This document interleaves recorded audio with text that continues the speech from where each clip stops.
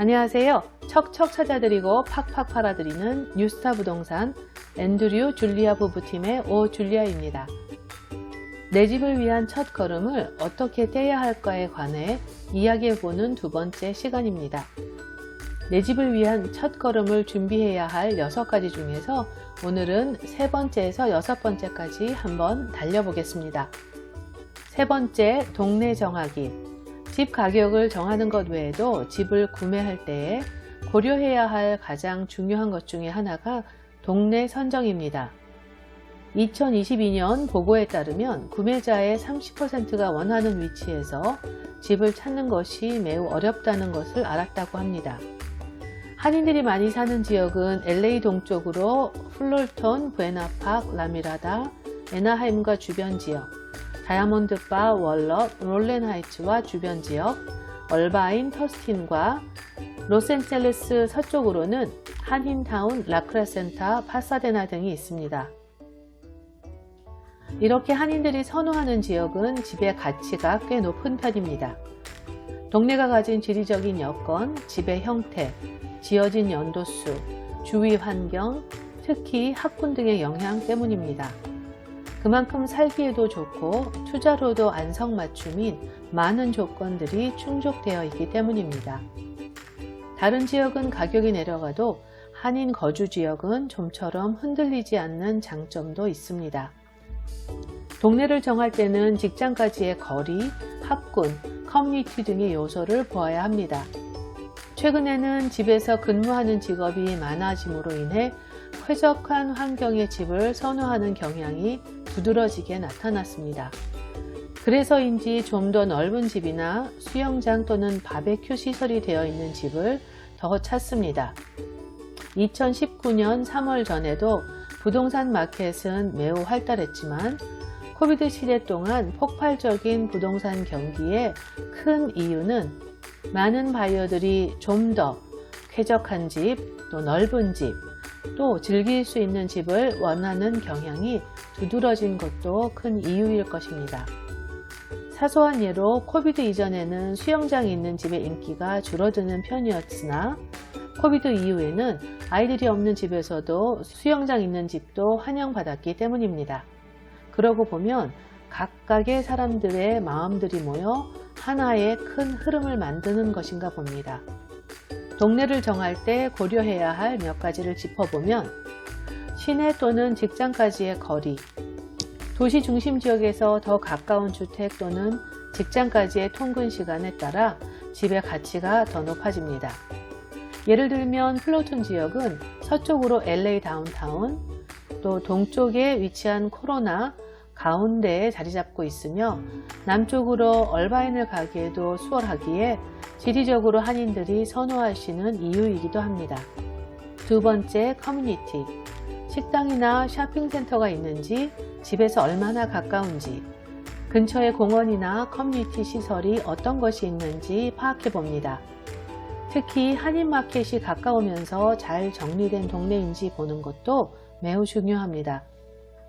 물론 전원적인 환경을 더 선호하고 도심에서 벗어나 한적하고 넉넉한 집을 중요시하는지에 따라 집을 고르는 위치가 달라질 수 있습니다. 병원이 가까이 있는 것도 시니어 분들에게는 중요한 요건이 됩니다. 전원적인 생활을 위해서 멀리 사시다가 병원이나 마켓이 가까이 있는 도심지로 다시 이사 오시는 경우도 아주 많습니다. 세 번째, 학군. 자녀가 있거나 미래에 자녀를 가질 계획이라면 가능한 최고의 교육을 받기를 원합니다.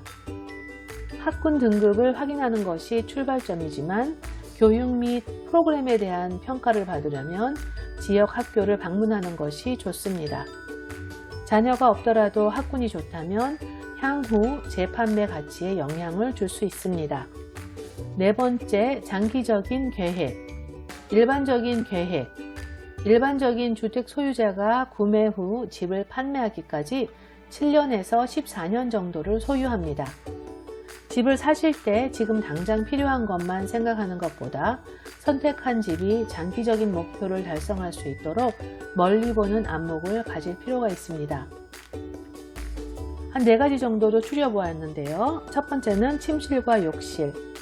가까운 시일 내에 가족이 더 생길 계획이라면 아이방, 부모님방 또는 방 하나를 렌트를 줄 생각하고 계시다면, 구입할 집이 구조를 조정해서 방을 늘릴 수 있는지, 거라지를 방으로 전환할 수 있는지, 게스트룸을 마당에 지을 수 있는지를 염두에 둡니다.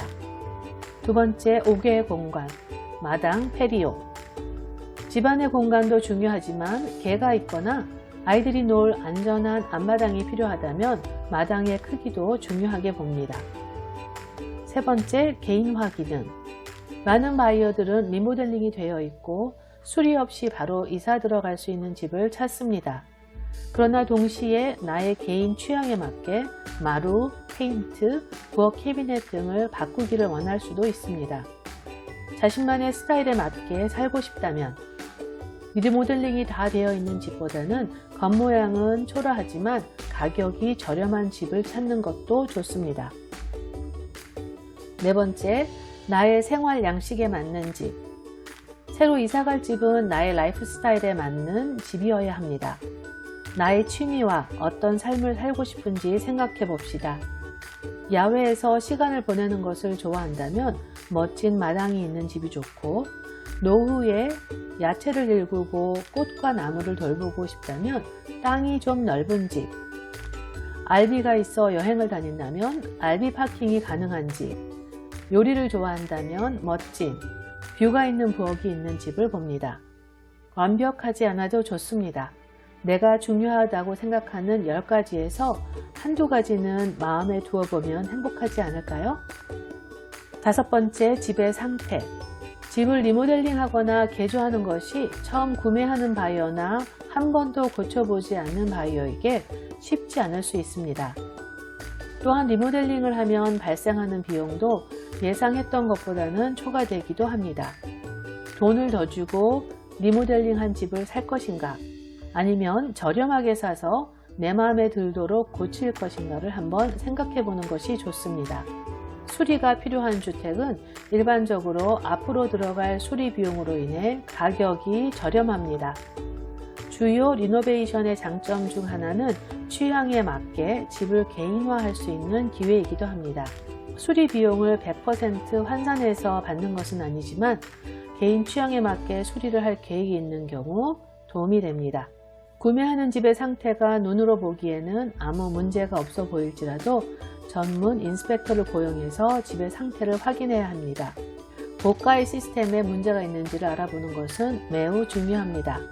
여섯 번째, 사소한 코스메틱 사항에 집중하지 말자.